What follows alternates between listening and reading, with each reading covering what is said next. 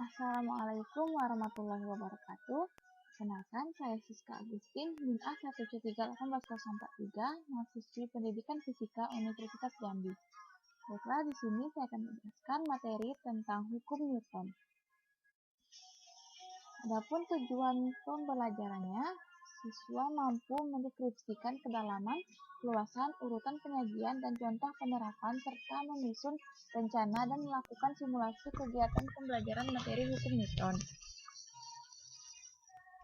Kedalaman dan keluasan materi hukum Newton di SMA, materi pembelajarannya hukum Newton ini, yang pertama gaya dan satuannya, kedua sifat gaya, yang ketiga hukum Newton 1, hukum Newton 2, dan hukum Newton 3, beserta rumusnya nanti, dan juga penerapan hukum Newton 1, 2, dan 3 dalam kehidupan sehari-hari.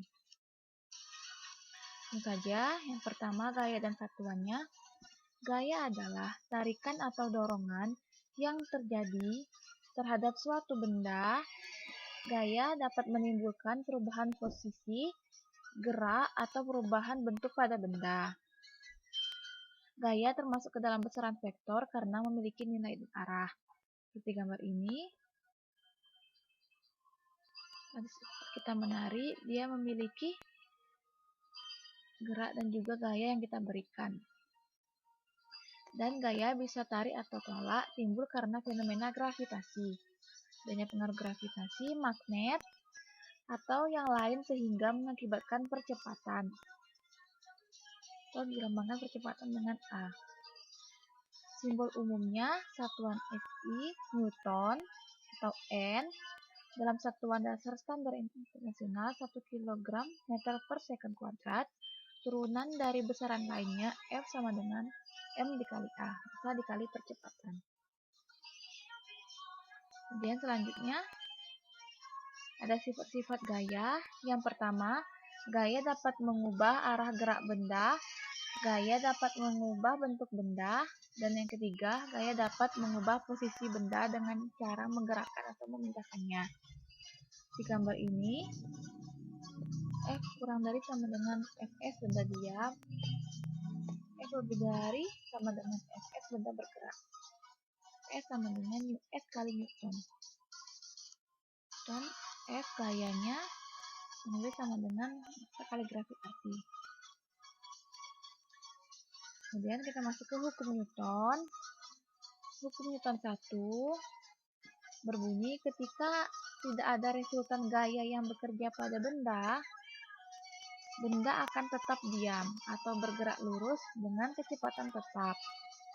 Kemudian hukum Newton 2, percepatan yang ditimbulkan oleh resultan gaya yang bekerja pada benda berbanding lurus dengan nilai resultan gaya dan berbanding terbalik dengan massa benda.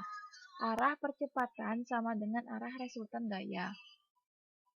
Kemudian hukum Newton 3, jika benda pertama memberi atau mengerjakan gaya pada benda kedua, maka benda kedua mengerjakan gaya pada benda pertama yang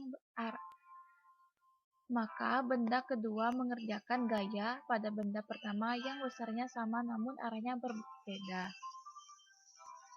Di gambar ini, orang mendorong suatu benda dan dia akan memberikan gaya sesuai arah yang diberikan. Selanjutnya, rumus dan keterangannya pada hukum Newton 1, 2, dan 3.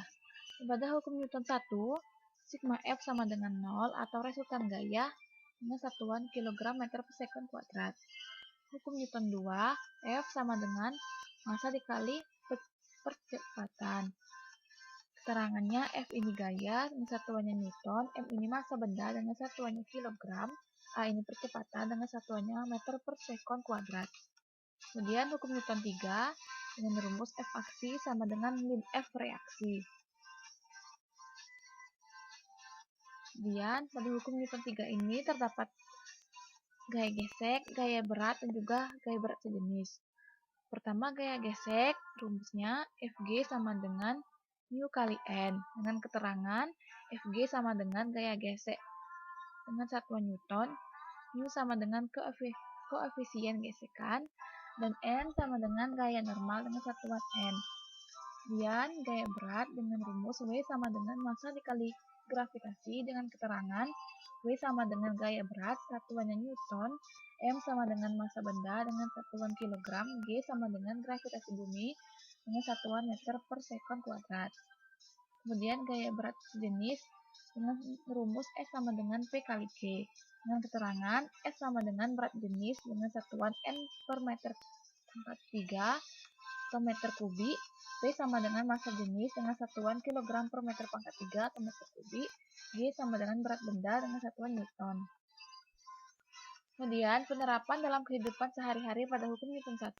Terlihat pada gambar 1 ini, ketika menaiki mobil yang bergerak cepat lalu direm, maka penumpang akan secara otomatis terdorong ke depan. Terdapat pada gambar ini, mobil direm, maka penumpang akan terdorong ke depan. Terlihat pada gambar ini ya. Pada gambar 1 ini. Kemudian pada gambar 2, perhatikan pada gambar 2 ini, saat mobil berjalan dengan pelan lalu secara mendadak pengendaranya menginjak gas, maka penumpang akan terdorong ke belakang. Mobil semula diam, kemudian mobil tiba-tiba bergerak karena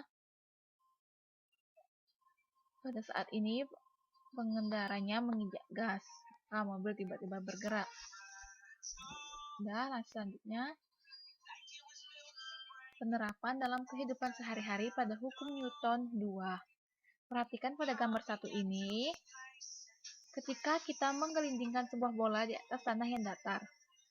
Apabila bola menggelinding dari kanan ke kiri, lalu diberi gaya dari kanan dengan cara digeser bola di gambar ini, maka bola kanan mendapat gaya searah menuju ke arah kiri, ataupun sebaliknya, sehingga membuatnya mengalami percepatan. Kemudian pada gambar 2, saat kita melemparkan sebuah batu ke arah atas secara vertikal, awalnya batu akan melaju secara konstan ke atas, lalu akibat gaya gravitasi, lajunya akan melambat dan berhenti. Batu akan kembali ke bumi dengan kecepatan dari massa itu ditambah gaya gravitasi yang mempercepatnya. Selanjutnya, penerapan dalam kehidupan sehari-hari pada hukum Newton 3. Perhatikan pada gambar 1 ini, adanya F aksi dengan F reaksi. Nah, pada gambar 1 ini, saat seseorang menggunakan sepatu roda lalu mendorong dinding, maka dinding tersebut akan mendorong dengan gaya yang sama besarnya seperti gaya yang dikeluarkan, akan tetapi arahnya berlawanan, dan kemudian orang yang mendorong dinding itu akan menjadi terdorong menjauhi dinding. Terlihat pada gambar ini, F aksi dan F reaksi.